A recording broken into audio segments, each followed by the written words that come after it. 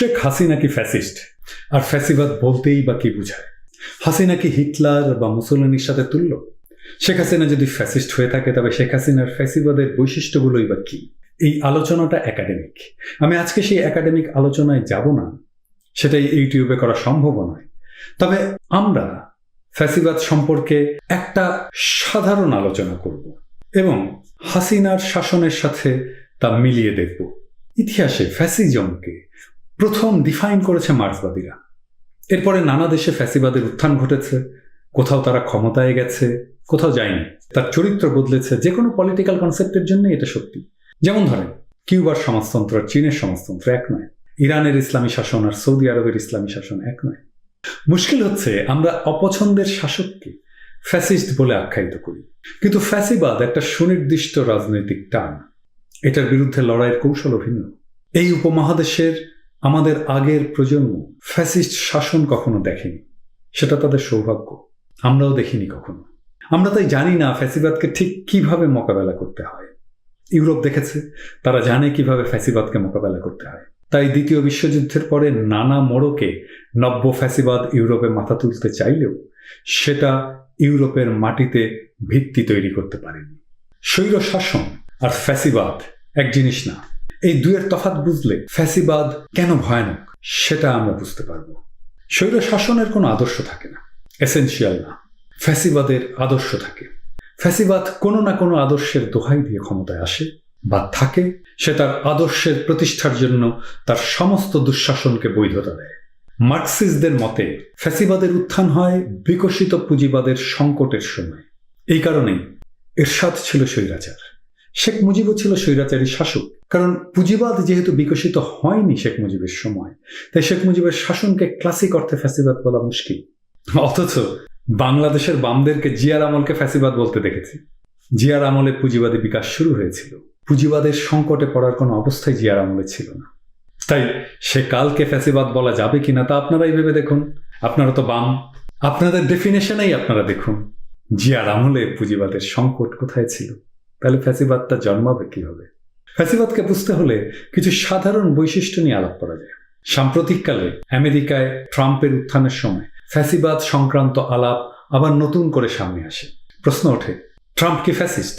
বলতে দ্বিধা নেই, একাডেমিক্যালি ট্রাম্পকে ক্লাসিক অর্থে ফ্যাসিস্ট বলা যাবে না। এই আলোচনাটা পরে নিশ্চয়ই একদিন করতে পারবো। তবে আজকে আমরা হাসিনার শাসনে কনসেন্ট্রেট করি। ঠিক একইভাবে হাসিনাকে কি ফ্যাসিস্ট বলা যায়? আসুন আমরা সেই বিষয়টা দেখি। আপনি যদি পৃথিবীর নাম করা ফ্যাসিস্ট শাসকের সাথে হাসিনার আমলের বয়ানগুলোকে মিলিয়ে দেখেন, তাহলে হাসিনার শাসন ফ্যাসিস্ট কিনা সেটা বুঝতে সাহায্য করতে পারে। ফ্যাসিবাদের তিনটা মৌলিক চরিত্র: উগ্র জাতীয়তাবাদ, শক্তিশালী নেতা, আর একটা শত্রু। ঠিক যেমন বাঙালি জাতীয়তাবাদ, বিকল্প নাই এমন হাসিনা, আর স্বাধীনতা বিরোধী শক্তি বা পাকিস্তানপন্থীরা। ইটালিয়ান দার্শনিক উম্বার্তো ইকো ফ্যাসিজমের 14টা লক্ষণ শনাক্ত করেছিলেন। তবে আমরা সেই ক্লাসিক্যাল আলাপে না গিয়ে মোটা দাগে দেখব ফ্যাসিবাদের কি কি বৈশিষ্ট্য থাকে, যা সমস্ত ফ্যাসিস্ট শাসনেই ছিল। পৃথিবীর সব ফ্যাসিস্ট শাসকের বয়ানেই থাকে এক মিথিক্যাল অতীত, যেই অতীতে সবকিছু ছিল, সুখ ছিল, সমৃদ্ধি ছিল। শেখ হাসিনারই শুধু নয়, আওয়ামী লীগেরই এক মিথিক্যাল অতীতের বয়ান আছে। সেই বয়ানটা হচ্ছে সোনার বাংলা। এই সোনার বাংলার বয়ান দীর্ঘদিন ধরে তৈরি করা হয়েছে। আপনি রূপকথায় দেখবেন, যেগুলো বাচ্চারা পড়ে, সেই সোনার বাংলায় কোনো দুঃখ ছিল না, অভাব ছিল না, ছিল গোলা ভরা ধান, পুকুর ভরা মাছ। আর এই মিথিক্যাল অতীতকে ধ্বংস করে দিয়েছে পাকিস্তান। সোনার বাংলা শ্মশান কেন? সেই পাকিস্তানের দালালদের জন্য এই দেশ এগোতে পারছে না।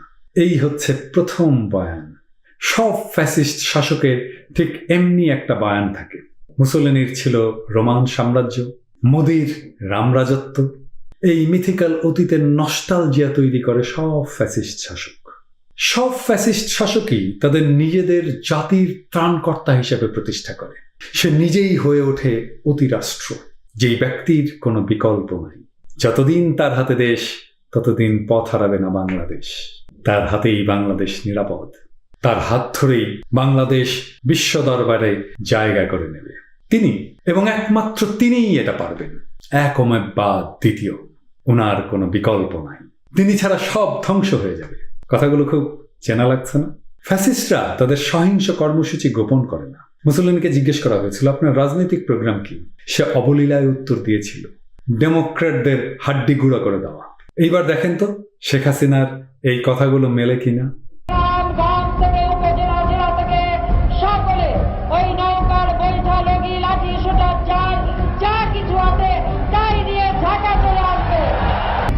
না না, আমার প্রবাসী বাঙালিদের আমি বলবো যে যারা এই ঘটনাগুলি ঘটিয়েছে তারা চলাফেরা করে না, তাদের দেখেন না। যে হাত দিয়ে জাতির পিতার ওই ছবি নিয়ে তারা ভেঙেছে, তাদের যা উপযুক্ত করা উচিত সেটা করতে হবে। আপনাদের কাছে আমার অনুরোধ থাকবে, কেউ যদি ওইভাবে গাড়িতে আগুন আর মানুষের জীবনে আগুন দিয়ে পোড়াতে চেষ্টা করে, ওই হাত ওই আগুনে পুড়িয়ে দেবেন, উপযুক্ত শিক্ষা দিয়ে দেবেন।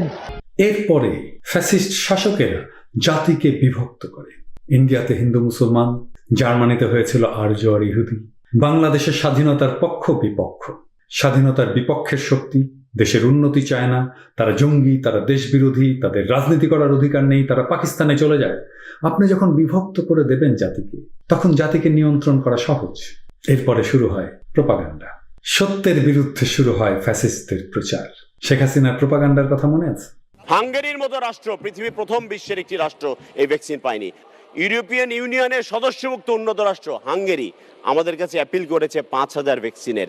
মাননীয় প্রধানমন্ত্রী জননেত্রী শেখ হাসিনা সদয় সম্মতি দিয়েছেন।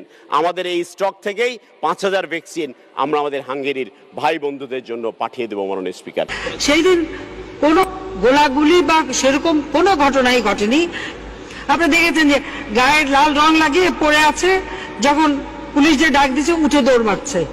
আগামী 10-15 বছরে বিএনপি জামাত বলে কোনো দল বাংলাদেশে আর টিকবে না।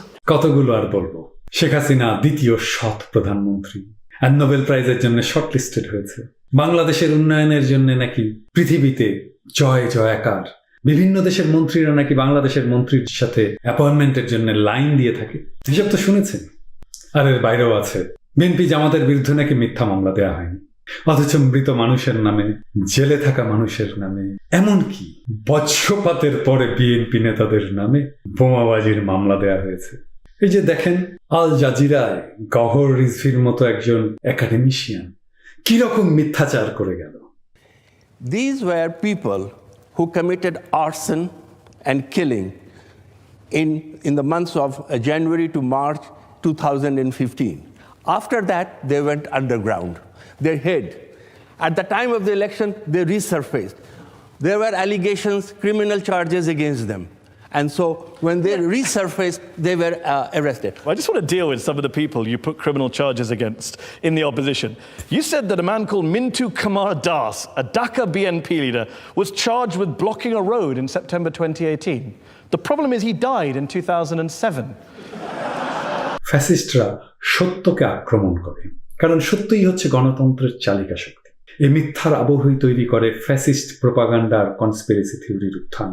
তারা প্রচার করে পাকিস্তান বাংলাদেশকে অস্থিতিশীল করতে ষড়যন্ত্র করছে। যখন সমাজ আর রাষ্ট্রে এই মিথ্যার বেসাতি বিপুল বিক্রমের জায়গা করে নিতে থাকে, তখন মানুষ আর সত্যকেও বিশ্বাস করতে চায় না। ফ্যাসিস্টরা এটাই চায়। ফ্যাসিস্টরা ভিন্ন মতকে ক্রিমিনালাইজ করে। যেই তার বিরোধিতা করে তাকেই সে ক্রিমিনাল হিসেবে আইডেন্টিফাই করে। রাজনীতি করাটাই অপরাধ হয়ে যায়। ভিন্ন মতকে দেশদ্রোহিতার তকমা দেয়। দলকে সরকার, সরকারকে রাষ্ট্রের সমর্থক বানিয়ে ফেলে। সরকারের সমালোচনাকেই রাষ্ট্রদ্রোহিতা আখ্যা দেয়। আপনারাই বলুন, শেখ হাসিনার সরকার কি ফ্যাসিস্ট? মানুষের মুক্তির লড়াই কখনো শেষ হয় না, কিন্তু মুক্তির লড়াই কখনো পরাজিতও হয় না। আমরা আজও পারিনি ফ্যাসিবাদকে পরাস্ত করতে, কিন্তু একদিন না হয় একদিন আমরা, না হয় আমাদের সন্তানেরা এই অমানেশা কাটিয়ে নতুন সূর্যের উদয় ঘটাবে। সারা জাতি যার প্রতীক্ষায় আছে।